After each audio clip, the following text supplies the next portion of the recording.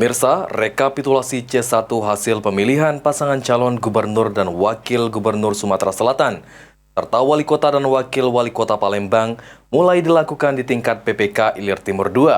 Rekapitulasi dimulai dengan C1 hasil gubernur Sumatera Selatan.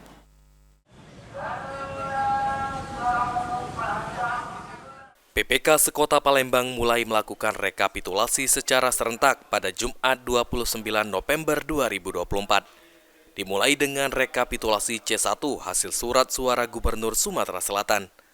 Berdasarkan arahan dari KPU Kota Palembang, proses rekapitulasi di tingkat kecamatan dimulai pada tanggal 29 November hingga 3 Desember 2024 dengan menggunakan satu panel.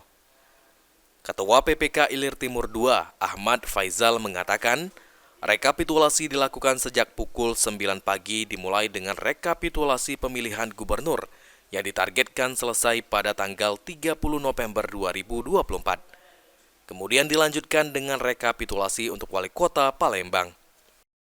Kita buka rapat rekapitulasinya, setelah itu kita langsung melaksanakan rekapitulasi. Untuk dimulainya perhitungan apa dulu, gubernur atau Gubernur keseluruhan, setelah itu baru wali kota. Oke, untuk gubernur ini targetnya berapa hari Kak selesai?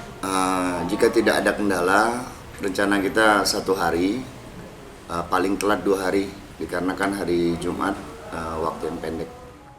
Sementara itu, Haris, Ketua Panwascam Ilir Timur II, menekankan kepada anggota PPK dan setiap saksi di tingkat kecamatan untuk mentaati peraturan dan tata tertib yang ada sehingga proses rekapitulasi di tingkat kecamatan dapat berjalan lancar.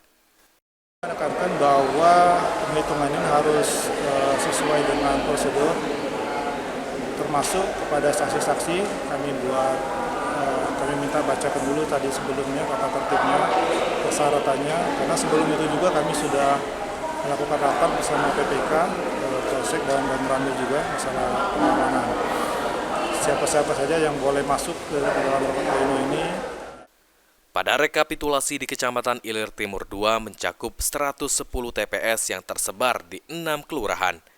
Di antaranya Kelurahan 1 Ilir, 2 Ilir, 3 Ilir, 5 Ilir, Lawang Kidul, dan Kelurahan Sungai Buah. Eki Saputra, PAL TV.